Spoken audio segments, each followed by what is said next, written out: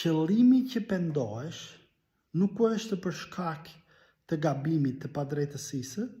po është për shkak të benefitit që mund të marrësh për shkak se deklaron pendimin. Me fjalë të tjera, është kjo që nuk je duke u penduar, po je duke u ekspozuar si kur je duke u penduar. Edhe pendimi i dytë, që është një pendimi sinqertë, ka të bëj me këtë,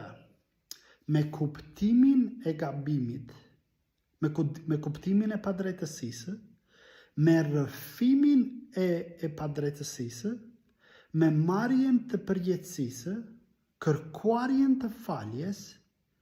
edhe me ndryshimin e mendjes edhe qëndrimit që nuk do të jesh duke ecur në të njëjtë rrugë që po ecje, por do të kthehesh mbrapa edhe do të vazhdosh